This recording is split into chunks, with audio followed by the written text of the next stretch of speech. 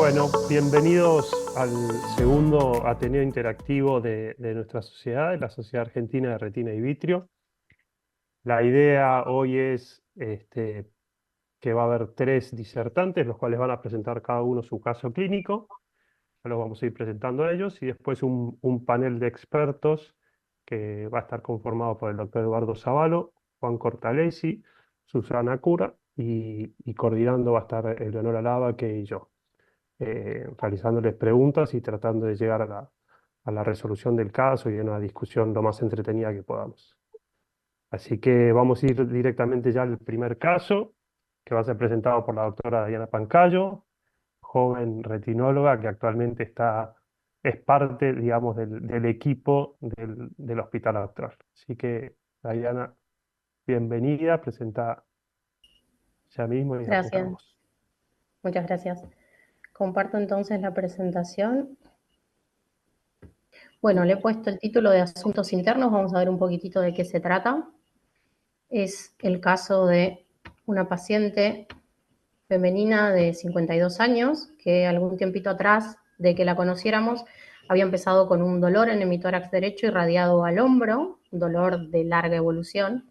Se la estudió y en una tomografía hubo el hallazgo de una lesión en el vértice pulmonar derecho de características de una lesión fría, con contacto pleural, con infiltrado y remodelación de uno de los arcos costales y de las apófisis transversas a nivel de la columna vertebral.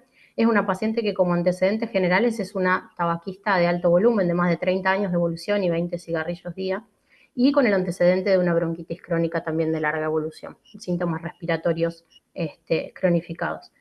Medicación habitual, entre lo más relevante, usaba analgesia, importante por este tema del dolor crónico y de su bronquitis, y además era una paciente que estaba tratada con dexametasona 8 miligramos día también por los antecedentes respiratorios.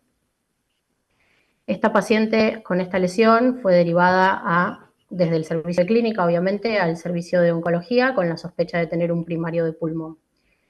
Dentro de la evolución, en los primeros días y semanas de todo su seguimiento, esta paciente evoluciona con tos, con expectoración y cierto grado de dificultad respiratoria, y tiene una intercurrencia con una neumonía aguda de la comunidad que se trató en forma ambulatoria con medicación vía oral. Para diagnóstico definitivo de su cuadro, a esta paciente se le indicó una biopsia percutánea de la masa del pulmón derecho, que trajo como hallazgo un carcinoma escamoso de pulmón, y en los estudios por imagen de screening no hubo signos de secundarismo. Posterior a esto, esta paciente 3 días después de esta biopsia percutánea evoluciona nuevamente con una desmejoría de su cuadro respiratorio y tos, expectoración, cuadro febril transitorio, y se le hace un seguimiento radiológico con lo que se ve un empeoramiento de su neumonía a un cuadro ya de una neumonía multifocal bilateral, por lo cual se le reinicia un tratamiento vía oral con levofloxacina durante el curso de una semana. Posterior a este procedimiento, todo en forma ambulatoria. Esta paciente, una semana después, acude a control ya con disnea, astenia, deterioro del estado general, y lo que se ve es que tuvo una progresión, esto a nivel de la base, la lesión apical se mantuvo sin cambios, a nivel de la base de su neumonía a este cuadro bilateral con una neumonía cavitada. Por el deterioro del estado general y demás, obviamente esta paciente se interna para tratamiento sistémico. Se le hace tratamiento endovenoso de amplio espectro y se le piden toda una serie de cultivos, obviamente. Y en el examen de lo que es el lavado broncoalveolar se observan hifas y alinas tabicadas, y se le pone el diagnóstico de una infección fúngica invasiva pulmonar, y tiene, tiempo después en el cultivo, un resultado positivo para Aspergillus fumigatus aproximadamente unos 10 días posteriores a su ingreso hospitalario. Todo ese tiempo se mantuvo con un tratamiento antibacteriano de amplio espectro, y aquí se le inicia un tratamiento con voriconazol endovenoso. Esta paciente, a los 12-13 días de su ingreso a la UTI, que se la mantuvo también con incluso asistencia respiratoria con cánulas de alto flujo por una dificultad respiratoria muy importante, se pide una interconsulta con oftalmología porque la paciente tenía algunos días de evolución de disminución de visión en el ojo derecho, dolor e irritación en este mismo ojo, miodesopsias, y tiene una agudeza visual de movimiento de manos. No se observa hipopión, se hace un examen general externo un poco limitado por la situación de la paciente. Recordemos que es una paciente con impacto sistémico, con signos de mal estado general y que estaba internada en la unidad de terapia intensiva. Al fondo de ojos presenta una turbidez vítrea de 3 cruces, tiene focos algodonosos, blanco-amarillentos, confluentes, temporales en la mácula y en el polo, y varios focos de hemorragias intrarretinales, y este es el aspecto general del fondo de ojos.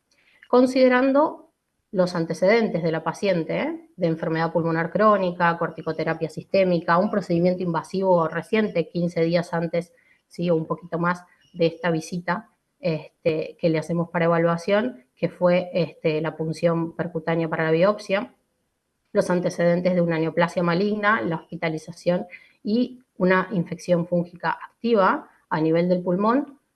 ¿Qué diagnósticos podríamos considerar para este caso? O eventualmente, ¿qué se sospecha? No sé si eso quieren que siga con cómo seguimos nosotros el caso o ir estableciendo algunas preguntas. Bueno, la paciente en principio la consideramos como que las defensas están muy bajas, ¿verdad? Tal cual, por eso todos estos factores de riesgo, claro. Exacto, el cáncer, la enfermedad pulmonar crónica y ya la infección como definida a nivel general. Entonces, la principal sospecha sería pensar en algo, digamos, relacionado a su cuadro de base infeccioso, ¿no? Exactamente, tal cual. Así que nuestra presunción diagnóstica en este momento, considerando los factores de riesgo de esta paciente, ¿sí? Su estado general, este diagnóstico que tenía realizados hemocultivos, no tenía ningún hemocultivo positivo hasta la fecha en la que la evaluamos, pero sabemos que eventualmente este diagnóstico que estamos considerando, que nosotros pensamos en una endoftalmitis endógena por su aspergilosis, tiene rescates bajos eventualmente en los hemocultivos por las fungemias transitorias. Así que bueno, nuestra presunción diagnóstica es esta y esto eventualmente nos lleva a tener que instalar un tratamiento inmediato. Respecto al tratamiento, ¿qué nos proponemos hacer en este caso? Tratamiento sistémico, que la paciente está con manejo de antifúngicos y intentar el control de los factores de riesgo, que por supuesto esta es una paciente que está en un estado general delicado, pero bueno, ya está internada en la UTI para todo este cuadro eventual de inmunodepresión y en seguimiento por su condición oncológica, y está con tratamiento con voriconazol ya desde hace varios días. Esto ocurre aproximadamente en el día 7, ¿sí? A 8 del tratamiento endovenoso que instaló clínica y tuvo esta evolución, así que eso también tenerlo en cuenta. Y después nosotros lo que nos planteamos es hacer un tratamiento quirúrgico de esta endoftalmitis. ¿Y qué es lo que nos proponemos hacer? Hacer una toma de muestra vítrea para ver si podemos rescatar, ¿sí? El germen causal, vitrectomía, y nosotros nos planteamos colocar aceite de silicón en esta cirugía, y después si quieren lo podemos comentar. Y por supuesto los antifúngicos intravítreos, que son mandatorios en este caso. Voy a salir un momentito para mostrar el video cortito. Ese mismo día le indicamos el procedimiento, ¿sí? Coloco un trocar para hacer la toma de la muestra vítrea en seco, ¿sí? Antes de colocar la infusión, controlando el tono y haciendo la primera toma. Después nos encontramos con el fondo de ojos, el panorama que habíamos visto, ¿sí? Los focos algodonosos, esto muy cerca de la mácula, los velos vítreos con toda la turbidez, las múltiples hemorragias, y empezamos a hacer una vitrectomía central y tratar de liberar un poquitito todos esos puntos de tracción que vemos. Vamos a hacer el desprendimiento vítreo posterior desde la papila, con mucho cuidado, siempre observando bien la periferia, porque esto es una retina que esto tiene altas chances de tener muchas áreas con cierre vascular. Esta patología cursa con muchos impactos vasculares con áreas de isquemia, ¿sí? De fragilidad en los focos de la retinitis. Después continuamos a partir del desprendimiento vítreo haciendo todo el recorte, y acá en esta zona vamos con mucho cuidado a despegar el remanente de esa adherencia más fuerte que la tenía obviamente sobre los focos que estaban temporales a la mácula. Así vamos despacito movilizando la hialoides posterior y recortándola. Vamos a completar bajo indentación toda la vitrectomía periférica, tratando de sacar todo el remanente de esos focos de vitreitis. Con mucho cuidado, paciente fáquica, ¿sí? Así que no nos cruzamos, tomamos todas las precauciones para no tocar ese cristalino. Y después revisamos 360, obviamente con indentación. La paciente no tenía mucha afectación en la periferia, que es característico también de la infección por este hongo. Todo el compromiso estaba más centrado en el polo. Hacemos el intercambio. Y nosotros decidimos entonces poner aceite de silicón.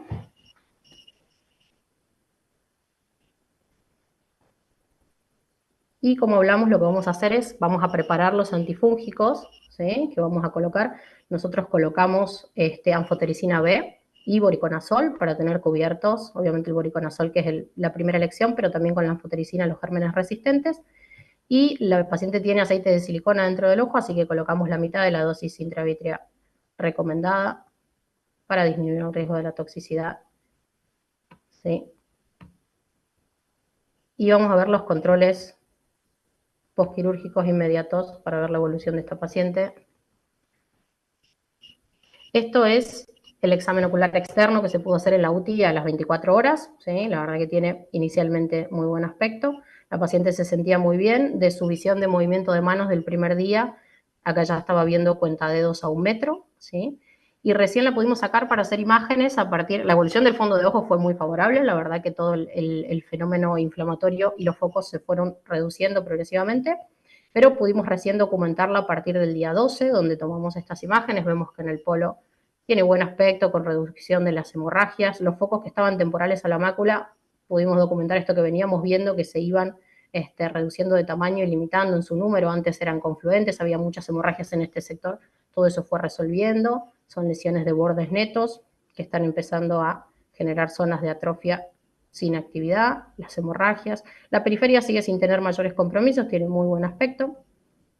Y lo que obtenemos a los 10 días aproximadamente, un poquito menos de esto, es el informe inicial de la muestra vítrea, que lo que nos muestra es positivo para un Staphylococcus aureus, ¿sí? Que eso ahora también lo vamos a charlar. Y después, respecto a lo que tiene que ver con las micosis profundas, no hubo un resultado en el directo y hasta el momento actualmente, porque la última evaluación a la paciente se la hicimos hoy, que son 20 días desde la cirugía, el cultivo para hongos todavía no arroja resultados, o sea, no está informado el resultado, todavía lo están cultivando. Con este resultado inicial se charló con infectología, se habló con los especialistas en nuestro servicio en infecciones oculares y demás, y lo que se consideró es que por la evolución que había estado teniendo la paciente, la realidad es que haya actividad de un estafilococos era muy raro y estaba teniendo una respuesta muy positiva, así que al planteo de agregar a esto inyecciones intravítreas de antibióticos se decidió que no y se siguió con el manejo habitual. Si la paciente 7 días después y antes del informe de esta muestra, lo que tuvo es que se le repitieron los antifúngicos intravítreos a la semana de la cirugía. Y hoy, último examen, a los 20 días de la cirugía, este es el aspecto, ¿sí?, a la biometroscopía, y vemos cómo se fueron achicando las lesiones. En temporal tiene todavía mejor aspecto, están reduciéndose las hemorragias, están más limitados y de aspecto atrófico las zonas de los focos y la periferia sigue viéndose muy bien. Lo único que tenemos es que en la OCT, ¿sí?, que le fuimos haciendo un seguimiento entre las primeras retinografías y las siguientes, encontramos esto, que es un agujero macular de espesor completo pequeño, ¿sí?, que tiene una incidencia de aproximadamente un 3% en las vitrectomías, en el tratamiento del agujero macular, y eventualmente esto, considerando la tracción vítrea que generó toda esa fibrosis y demás, bueno, es una posibilidad, tiene una incidencia de alrededor del 3% para estos casos. Como conclusiones, mantener un alto nivel de sospecha en estos pacientes a partir de los factores de riesgo. Esta paciente tenía muchísimos y obviamente su condición clínica, su estado general y un foco de infección activo es altamente sugestivo. Es una patología de muy mal pronóstico, así que eso determina un tratamiento inmediato para tratar de darle al paciente, el peor pronóstico, por decirlo de alguna manera, ¿sí? Considerar las reinyecciones, ¿sí?, en estas infecciones según la evolución del paciente. Y bueno, el aceite de silicón, sí, no sé qué opinan respecto a su uso, pero bueno, nosotros lo consideramos como un agente antimicrobiano adicional que nos podía aportar mucho para esta paciente. Muchas gracias. Muy lindo el caso, Dayana. Te quería preguntar, desde Sí. que la paciente le disminuyó la visión hasta el momento que la llevaron a una cirugía, Sí. ¿cuánto tiempo pasó? Desde el día que nosotros la evaluamos, ese mismo día la operamos. Y la paciente refería que había empezado a ver mal aproximadamente unas 48 horas antes, a 72 horas, que se lo empezó a referir a los clínicos, digamos. Lo que pasa, la paciente estaba en UTI con un muy mal estado general, estaba con una cánula de aporte de oxígeno de alto flujo, o sea, la paciente estaba en un contexto en el que es difícil para ella también para para expresar la sintomatología que tenía. Pero desde el momento en que la evaluamos y tuvimos la sospecha diagnóstica, la evaluamos al mediodía, cerca del mediodía, a las 10, 12 del mediodía, y la operé a eso de las 11 de la noche, se operó el mismo día. Y hiciste toma de muestra y pusiste antifúngicos, pero no antibacterianos al final de esa cirugía. No, exactamente, sí. Solamente pusimos antifúngicos. Porque hubo como poquito tiempo para valorar entre lo que tiene el fondo de ojo y el momento, si hubiera habido más espera, esa evolución de un problema de estáfilo, que uno diría, bueno, podría también ser porque la paciente estaba con una vía, estaba con bajas, si bien todo apuntaba al hongo que ya tenía detectado hace tiempo, ¿verdad? Te hago una pregunta.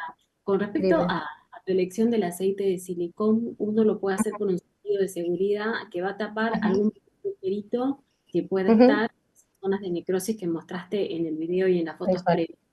Pero yo no vi que en la cirugía vos adicionaras láser, que sería como seguro alrededor de las áreas de necrosis, porque esas pequeñas áreas de exudación y de retinitis y de hemorragias parte de la necrosis, de la infiltración, ¿verdad? Del germen a un hongo, o sea, el estáfilo. Y no te vi agregar, digamos, láser en esas zonas, ¿no? Entonces, por eso te quería preguntar, lo que sí, felicitarte por, en estos ojos de mal pronóstico, ir a la cirugía es un acto de valentía y considero que es la medida apropiada, que si uno no arriesga, no gana, y en este caso hubo una ganancia enorme, que fue estabilizar ese ojo y lo bien que luce el polo posterior ahora, ¿no? Eso sin... Pero preguntarte esto de no adicionar láser y elegir aceite, en este sentido, de cubrirnos por si hubiera algún agujerito, que yo personalmente, el aceite como tiene esta dosis de toxicidad en algunos poquitos pacientes que lo puede tener, trato la mayoría de las veces de no usarlo y siempre hay tiempo de colocarlo. O sea, si a los 3 días ves que algún agujerito está en problema, entramos y lo ponemos, ¿no? O sea, siempre está la posibilidad. Por eso quería preguntarte la elección y no realizar láser, si lo decidiste o... Mira, la elección del aceite de hecho fue previa, por eso cuando puse en la diapositiva del aceite de silicón no tuvo que ver tanto con lo intraoperatorio, sino que es algo que se charló con el doctor Schladen también previo en la indicación del tratamiento quirúrgico, y fue un acuerdo mutuo en cuanto a la sugerencia de él que prefería también tener a esta paciente con aceite de silicón, también por todo su estado general, porque no sabíamos mucho qué íbamos a poder hacer después si había alguna complicación por su estado general. Porque la paciente en su momento, cuando nosotros la vimos, estaba evolucionando también con cierto deterioro del estado general. Después empezó a mejorar los días posteriores a la cirugía, la verdad que la encontramos mucho mejor. Hoy vino el servicio contando que ya caminaba por los pasillos del hospital, está de muy buen humor, está mucho mejor de su estado general, pero en ese momento la agarramos también como en un momento de declive. Y después, respecto a no hacer láser, en ese momento valoré un poco el estado de esa zona y tenía miedo de eventualmente generar un poquitito más de daño, ¿sí? Por la fragilidad que le veía a las zonas ahí más algodonosas respecto a lo que habíamos valorado en lo previo a la cirugía. ¿Sí? Pero sí, por supuesto, una opción que después lo charlamos en el valorar la cirugía en el POSCI, como que eventualmente hubiera sido un paso adicional posible, que en ese momento consideren no hacerlo. Muy buena la cirugía, Diana, interesante el caso. La verdad que a mí por lo menos me sorprende la evolución, que es muy buena, por lo que se ve por lo pronto en las imágenes. No recuerdo ahora si dijiste la agudeza visual que estaba teniendo en los últimos controles, La pero agudeza bueno. visual mejoró, sí, ahora está en una agudeza visual entre cuentadedos a 3 metros y ha llegado a ver 20/400 en alguno de los exámenes. Que para Más allá de eso, digo, el fondo de ojo se ve mucho más normal, digamos, con mucha menor componente inflamatorio. Dos cositas que yo, por lo menos en mi poca experiencia, te puedo decir. Yo con el tema del desprendimiento de vitrio tendría mucho cuidado. Creo que vos lo dijiste por la posibilidad del riesgo de roturas. Hay que acordarse que acá el efecto de última realmente lo van a hacer o los antibióticos o los antifúngicos, como ustedes pusieron. Entendí que no le pusieron corticoides, más allá que seguiría tomando la dexametasona de 8 miligramos. No sé si sí, seguía no con le eso. pusimos intravitrios, pero siguió hasta el día de hoy en su internación, está con corticoterapia sistémica. Está bien. Y lo del aceite, la verdad, en primera instancia, yo generalmente no lo uso en estos. Es que no se sabía cómo iba a evolucionar la paciente y cuánto lo iban a poder seguir. Eso es un ítem a tener en cuenta y realmente cuánto peso de capacidad antifúngica tiene el aceite, eso me parece que está un poco discutido, no te lo puedo decir de memoria porque no lo tengo en la cabeza los papers, pero bueno, algunos postulan que tiene cierto grado, otros no tanto, así que nada más, el resto me parece muy Sí, bueno. en el 2022 se hizo una revisión sistémica en España muy interesante, que es como un metaanálisis que analizaba un poco esto, la actividad antimicrobiana general del aceite de silicón, y la realidad es que todos los artículos que se discutieron, la mayoría y la conclusión del estudio está a favor de que tiene una actividad antibacteriana y antifúngica documentada en esos estudios. Sí, algo. El tema es que no sé realmente cuánto peso, ¿De digamos, cuánto es esa proporción respecto a? claro, porque si la incidencia o la mejora es mínima, también hay que considerarlo que después lo vas a tener que someter otra vez a una cirugía si no tuviera nada más la paciente, ¿no? Pero bueno, Claro. siempre hay que considerar todo el paciente, como vos decís, tenerlo adelante y ver cuánto se va a poder revisar a posteriori, cuáles son las complicaciones, qué disponibilidad va a tener el paciente venir o no venir. Bueno, un montón de cosas, ¿sí? Pero no te quiero robar más tiempo. No, por favor. Gracias. Hola, Dayana. ¿Qué tal? Te felicito, excelente el caso. Muchas Y, gracias. digamos, pienso exactamente calcado, como dijeron recién, como dijo Juan, eh, con ese tema del DPB, con esa fragilidad que se tiene en la retina y esas posibles lesiones que pueda haber, me parece que por ahí yo lo hubiera obviado, por lo general tiendo a no hacer. Y el otro tema es el aceite de silicón, que si bien contemplaría tal cual lo que vos contemplaste, esta situación de que es una paciente que no se sabe cuándo se va a poder reintervenir por su estado general y que aparte te permite un muy buen control, digamos, del fondo de ojo.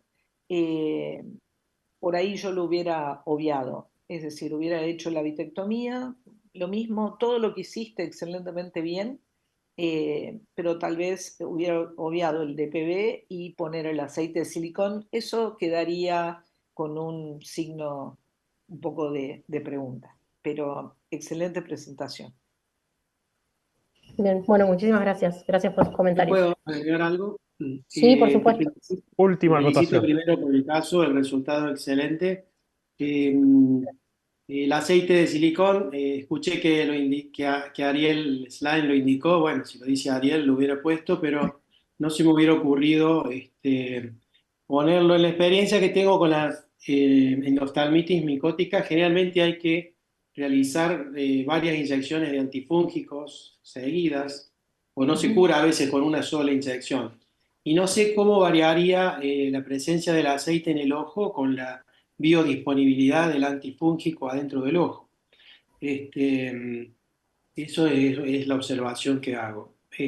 Pero bueno, te felicito y realmente no se encontró el hongo, no sabemos bien qué tuvo y Sí, bueno, está y el pendiente resultado es el fantástico. informe del cultivo. Y el resultado ha sido fantástico realmente. No sé si puede haber tenido algo que ver la actividad antimicrobiana del aceite, la verdad que la conozco. Felicitaciones. Muchas Bueno, gracias. Dai, Gracias muchas a todos. gracias, Dai. Muy lindo el caso. Muchos panelistas expertos y aún así difícil ponerse de acuerdo, así que eso muestra que fue un caso muy difícil y lo resolviste bien. Pasamos a la segunda presentación. Eh, Nos va a presentar este caso el doctor Juan Malbrán, que está cursando su fellow en la Fundación Zambrano. Bienvenido, Juan Ramón, y adelante nomás. Perfecto.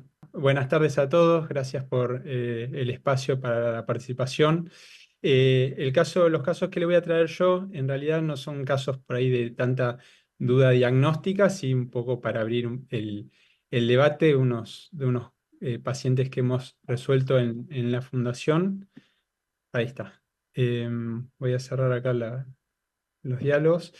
El primer caso es un paciente de 74 años de edad que consultó por disminución de la agudeza visual y metamorfopsias en su ojo derecho, de unos 2 años de evolución.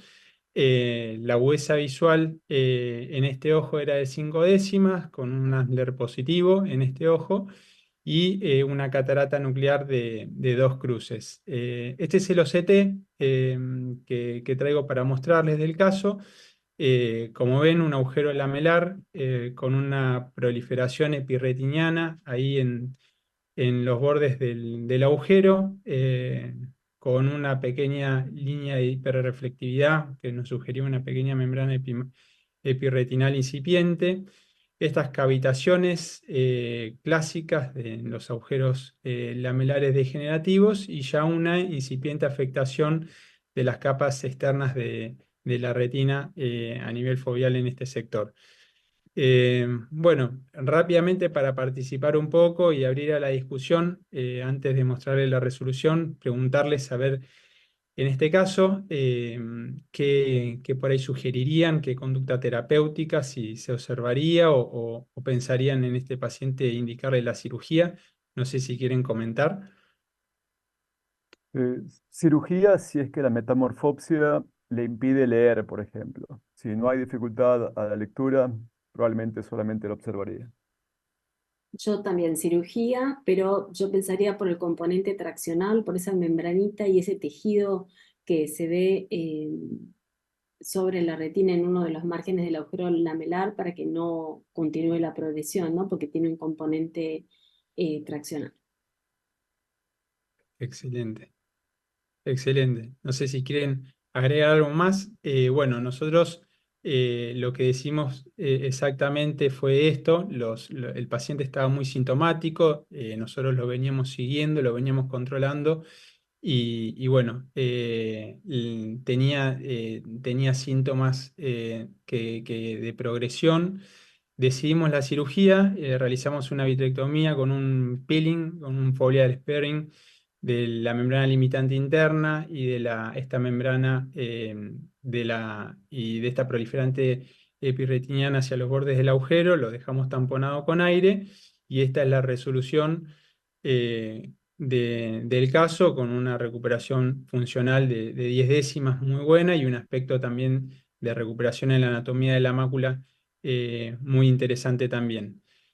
Les quiero mostrar brevemente el video del caso, si me permiten. Díganme si ahí se reproduce bien.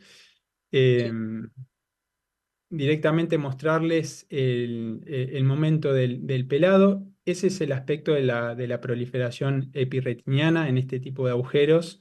Ese pigmento amarillo y esa consistencia un poco elástica o gomosa, que hace que tengamos que retomarlo en diferentes tiempos. Eh, lo que hacemos ahí es tratar de llevar esa proliferación hacia los bordes del agujero.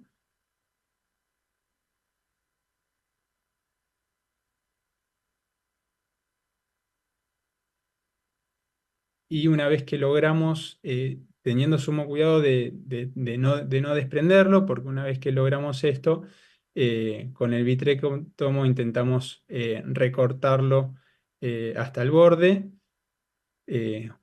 Tenemos en diferentes ocasiones con azul brillante para reconocer las estructuras de la membrana, y lo que hacemos a continuación es el foveal sparing de la membrana limitante interna alrededor del agujero. Bueno, y el siguiente caso que tenía para mostrarles, son casos cortitos en realidad, es un paciente de 87 años, también con un diagnóstico de agujero lamelar de tipo degenerativo en el año 2018. Ese es el ojo izquierdo y el ojo derecho respectivamente. Ahí ven las imágenes en el OCT. El paciente era pseudofáquico de ambos ojos. No presentaba gran progresión en cuanto a los síntomas. La visión se mantenía relativamente conservada en los diferentes controles con el correr del tiempo. Y bueno, lo que ven acá, por ahí para ejemplificar un poco la imagen de la derecha arriba, ese es el ojo izquierdo, donde se ve la clásica imagen de agujero lamelar degenerativo, como marcamos anteriormente, ¿no? Con esas proliferaciones epirretinianas, con ese bump central en el piso del agujero. Y en los dos ojos, si pueden prestar atención y se ve bien una alteración muy, muy importante de las capas externas de la retina con ausencia de la elipsoides y de los fotorreceptores en este nivel. No sé, acá de nuevo, si quieren opinar, en este caso, qué tipo de conductas le sugiere este paciente.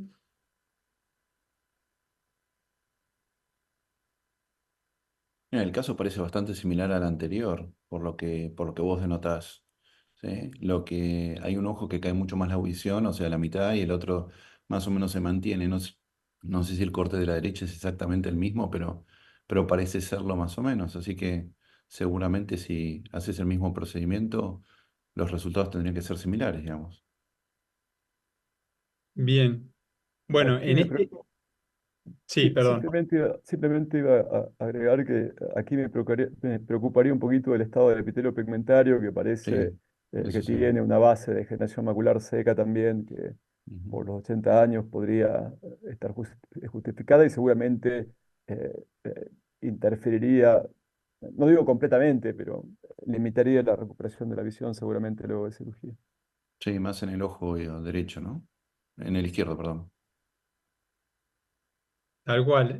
Sí, exactamente eso es lo que por ahí notábamos, que el estado de la retina externa principalmente estaba en gran parte afectado, comprometido y tal vez la recuperación visual en este caso no iba a ser Ujú, buena. Entonces, en este caso lo que decimos es continuar el seguimiento, fíjense, un seguimiento de 5 años ujú. a la fecha en donde en realidad no se ve gran progresión en la anatomía de la mácula y tampoco funcionalmente de su agudeza visual.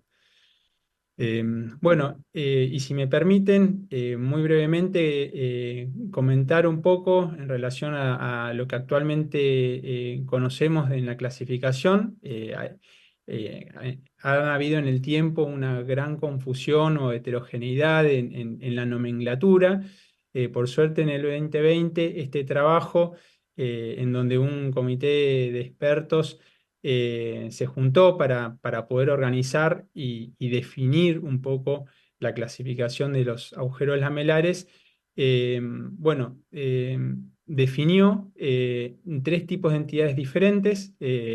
Como ven, el pseudoagujero, la fobiosquisis asociadas a una membrana epirretinal, que es el clásico agujero lamelar que antes llamábamos traccional en aspecto de mustache, con esa esquisis de las capas internas de la retina entre la plexiforme y la nuclear externa, y asociado siempre a un componente traccional, como decíamos anteriormente, con una membrana epimacular que clásicamente se consideraba que podrían tener un buen resultado con la cirugía.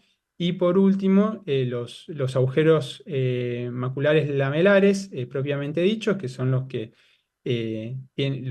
comentaba en los casos anteriores, en donde tienen este aspecto del perfil anterior irregular en forma de sombrero de copa, con estas membranas de proliferación epirretiniana en la superficie, con estas cavitaciones internas de bordes redondeados, generando la separación en las capas de la retina y de forma no constante este VAM central de tejido glial y de células de Müller que rellenan el piso del agujero. Y algo que es bastante frecuente en estos casos o constante de ver es la alteración en las capas externas de la retina, como vimos en nuestros pacientes anteriores. Y solo como para discutir, este es uno de los últimos trabajos de este mismo grupo de expertos que se ha publicado en la Academia Americana en el septiembre del 23, en una revisión de 178 ojos. eh, Pudieron comparar entre un grupo sometido a cirugía y un grupo en observación los resultados con la técnica quirúrgica en este caso, en donde los pacientes observados tuvieron un 15% de pérdida de agudeza visual en la escala de Longmar de mayor a 0,2, con un 10% de incidencia en el desarrollo de agujeros lamelares de espesor completo, y los pacientes sometidos a cirugía no tuvieron un empeoramiento, sino una mejoría de 0,3 en la escala de Longmark a los 2 años de follow-up, y con una incidencia un poquito menor de desarrollo de un 9% de agujero lamelar de espesor, de agujero macular de espesor completo. Según en el trabajo y un análisis multivariado, la asociación de una mejoría en la agudeza visual estaría relacionada a la presencia de una membrana epirretinal, como comentábamos antes, o sea, cierto grado de componente traccional, y a la técnica quirúrgica del peeling de la membrana limitante interna. Entonces, como conclusión, arrojaban que los ojos observados experimentaron en este trabajo una mayor pérdida progresiva en la agudeza visual, y que la cirugía con el peeling de la membrana limitante interna hacia los bordes del agujero se asociaría a una mayor agudeza visual y un menor riesgo de progresión al agujero lamelar de espesor completo. Y para concluir y terminar, solo comentar que existe en la actualidad un alto grado de heterogeneidad en relación a la nomenclatura, a la definición y a la clasificación de esta entidad, que la fisiopatogenia aún continúa siendo desconocida, que no existe hoy un consenso para definir actualmente el tratamiento, en este caso quirúrgico, de los agujeros lamelares, y que podría llegar a sugerirse operar en los casos de agujeros lamelares sintomáticos con progresión funcional en la agudeza visual o anatómica en el OCT, con un incipiente daño en la alteración de las capas externas de la retina, como es el primer caso que les mostré, o en aquellos casos en donde existe un riesgo inminente de generación de un agujero lamelar de espesor completo. La técnica que nosotros utilizamos actualmente para estos casos es una técnica de peeling alrededor del agujero, con un hole sparing de la membrana limitante interna y de la proliferación epirretiniana hacia los bordes del mismo, que se puede asociar o no. Esto no es lo que nosotros utilizamos actualmente, un inbending de la proliferación epirretiniana hacia el mismo. Y por último, que los agujeros lamelares con gran alteración de las capas externas de la retina podrían llegar a no ser buenos candidatos para la cirugía por no tener una evolución favorable con la misma. Eso sería todo, y bueno, abierto a la discusión y a los comentarios que tengan para darnos. Juan, muy cortito, yo el segundo punto lo resaltaría, eso que decís que no hay una conducta aceptada universalmente o unánimemente, ¿sí? Porque si uno revisa un poco los papers, algunos están a favor y otros en contra, eso te lo quería destacar, ¿sí? Por lo menos lo que yo he leído, ¿sí? Y el resto de las chances de formación de agujero completo en este trabajo es muy similar, entonces también está un poco en veremos si hay que tratarlos o no y qué caso tiene más selección o no por la edad, el déficit estructural mismo que uno puede ver en el OCT, ¿sí? Perfecto. Excelente tu presentación, muy linda. No recuerdo en el primer caso si ya era pseudofáquico el paciente o le hiciste una Faco-Vitrec con peeling. El primer caso es un paciente que tenía catarata y se realizó la cirugía combinada. Sí, exacto, de catarata con el peeling. Bueno, ahí estaría un poco el punto que yo pensaría. Comparto con Ale el abaque que siempre considero la agudeza visual de cerca, es un parámetro que lo tengo presente para evaluar riesgo-beneficio. Trato siempre de decirle a los fellows que no operemos un OCT, no operemos una tomografía, sino nos basemos en la sintomatología dada por la agudeza visual, obviamente, el Amsler, etc. Y pensar que si hay otros factores como, en este caso, una catarata, tal vez lo que nos está comprometiendo la agudeza visual no es justamente la mácula, si la parte centrofoveal está bien, sino otros factores como la opacidad cristalina. Pero me encantó la presentación. Muchas gracias, Juan. Excelente, Susana, gracias.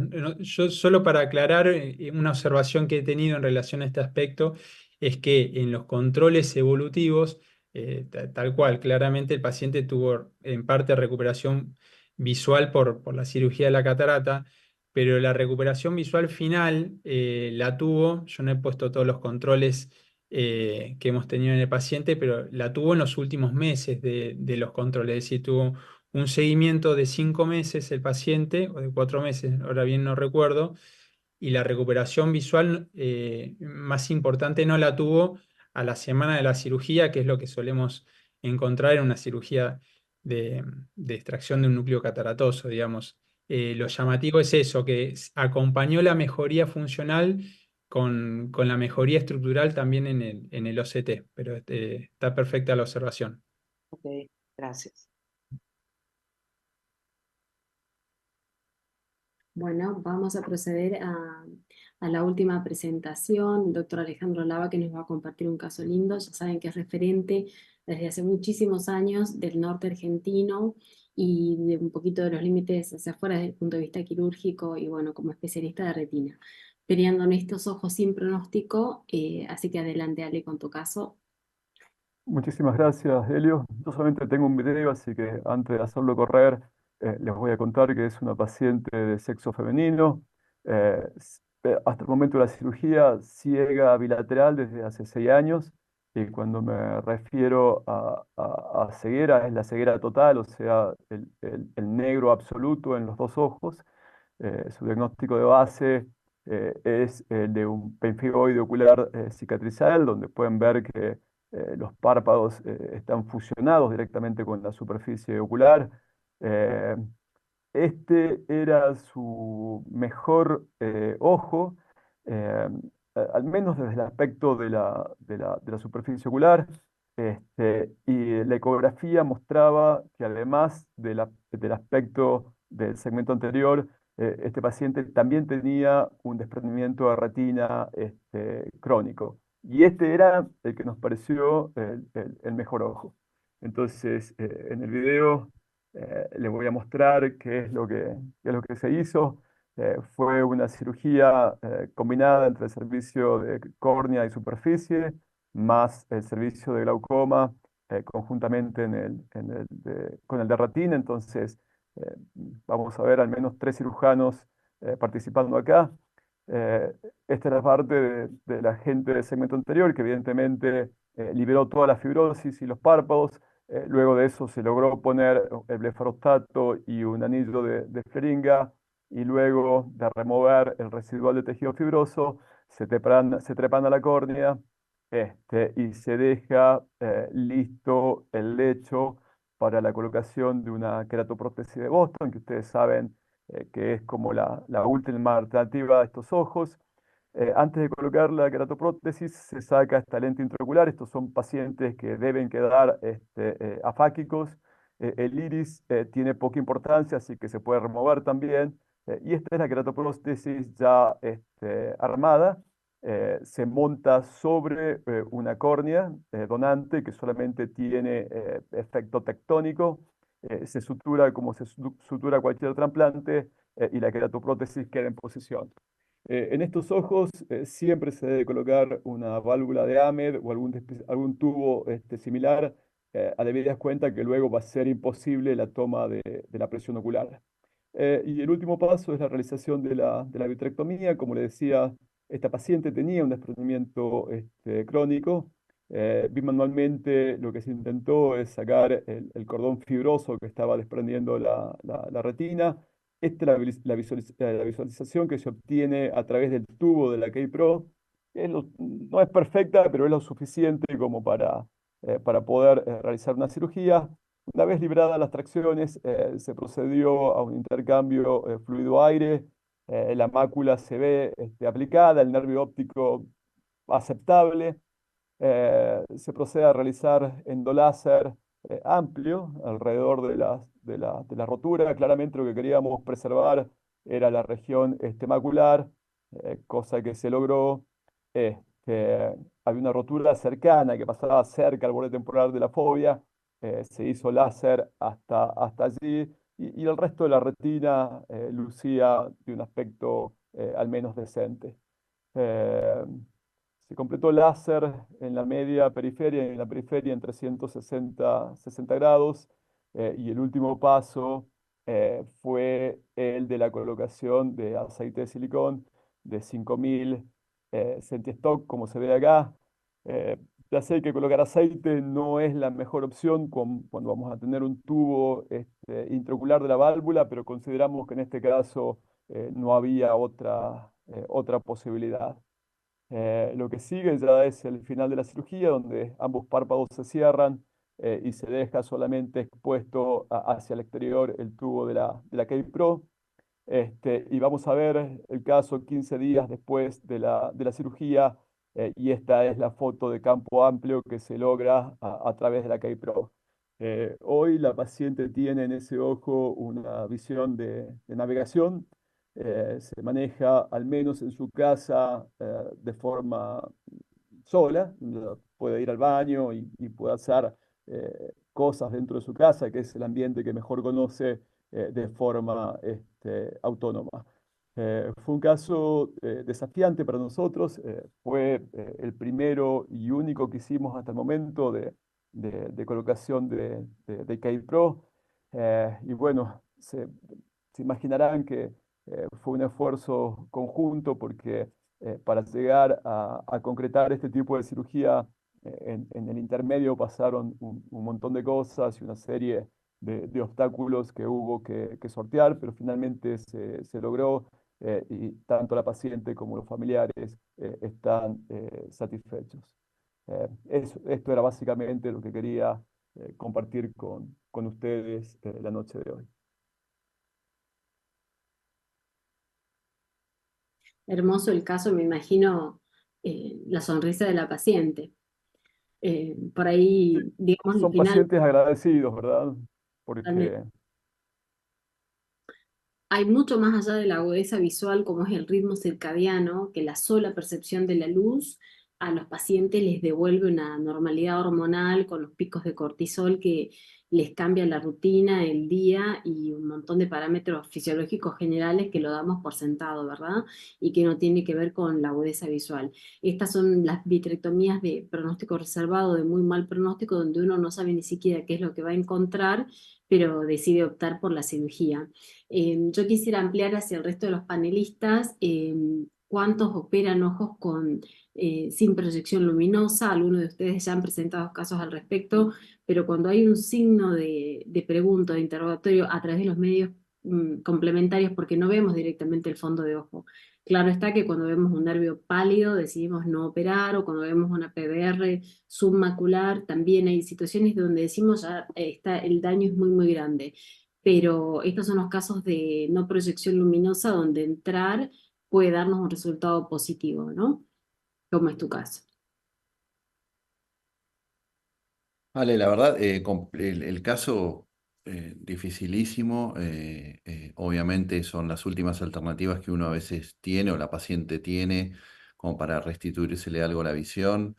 Seguramente hay un montón de complicaciones potenciales y todo lo demás, y del seguimiento, ya el solo tener que hacer la visualización de la retina a través de la óptica, que no sé exactamente cuántos milímetros tiene, pero no creo que tenga más de 5 o 6 milímetros 3 de diámetro. milímetros. Bueno, por eso, es muy complejo lo que yo estaba pensando. Vos dijiste el aceite, obviamente en este caso no hay otra alternativa. Lo que no llego a entender muy bien cómo funcionaría el tema de la válvula con el aceite en una cavidad única, porque eso obviamente que va a subirle la presión, todo obviamente, pero digo, ¿tiene sentido la válvula acá cuando tenés una única cavidad con aceite? ¿Qué le pones? ¿El tubo abajo, digamos, para que en posición sentada tenga un menisco acuoso? O sea, no, pregunta, ni idea, nunca operé un caso así. No, buenísimas las preguntas. A ver, la dificultad con la válvula era exactamente lo que vos estabas anticipando. Eh, no sabíamos si la válvula va a funcionar o no. De hecho, no sabemos si está funcionando en este momento, ¿no? Porque es muy difícil tomarle la presión a esta paciente, pero la técnica está descripta con la colocación de válvula, y la gente que tiene más experiencia en esto la considera como mandatoria. Una cosa que no mostré allí, pero que se hizo durante la cirugía, anticipando que la válvula podía fallar, fue ciclofoto en 2 de los 4 cuadrantes, también como para tratar de disminuir un poco más la presión que probablemente en algún momento vaya a subir. Entonces, la colocación de la válvula, Juan, fue simplemente para cumplir con el protocolo, y porque también pensábamos que mal no le iba a hacer la colocación de la válvula, pero se complementó con ciclofoto para potenciar el efecto hipotensor. Está bien. Y la mujer recuperó algo de visión. Vos decís que tiene una mejor movilidad. Navegación. Sí, Se navegación. maneja sola en la casa Ah. el día de hoy, y cuando está esperando en el consultorio y uno entra, como que levanta la cabeza y sabe que entró alguien. Hay una alegría general porque, bueno, del negro total a visión de navegación, eh, la paciente está satisfecha. No sabemos cuánto tiempo va a durar esa visión, pero lo que dure habrá sido ganancia para ella y para la familia. Obvio, obvio. Quería preguntar, Ale, se escucha en el estudio preoperatorio, digamos, vos que tenías una paciente con los párpados, con una tarsorrafia prácticamente, Prácticamente, y prácticamente, sí. después, o sea, planear la cirugía, pregunto, porque vos ahí no veías nada, ni siquiera la conjuntiva, el globo ocular. Entonces, si por ahí con una ecografía veías que por ahí la retina estaba desprendida, pero es muy difícil evaluar la parte anterior para, bueno, tomar la decisión y preparar todo para decir, bueno, le voy a hacer todo esto, ¿no es cierto? Sí, de hecho, es como el caso para la K-Pro tipo 2, cuando sabemos que no hay chance que en esa superficie tan hostil un trasplante de córnea vaya a prosperar. Ni siquiera la K-Pro tipo 1, digamos, que es la que no lleva los párpados fusionados, los párpados se iban a cerrar de todos modos de vuelta, entonces lo que se hace es la ablación de ambos bordes libres de párpado y luego se suturan al final como vimos allí, Eduardo. La cirujana del segmento anterior se movió muy confiada y bien. El mayor desafío parecía estar en la retina, ¿no? Hoy la observación de la K-Pro en la lámpara está muy tranquila, no hay inflamaciones, no hay signos de rechazo. Yo creo que el desafío real está en la presión intraocular, en primera instancia, y luego lo que vaya a aguantar esa retina y el nervio óptico. Muy bueno, felicitaciones, hermoso. Muchísimas gracias. Muy lindo. Bueno, si hay alguna pregunta más, si no, podemos ir enfilando para el final, dado que son las 8:30 y cumpliendo con el horario y con la presentación de los 3 casos. Felicitaciones, todos los casos interesantes y de cada uno tengo algún aprendizaje lindo o algún tema para reflexionar, así que muchas gracias a los 3 disertantes.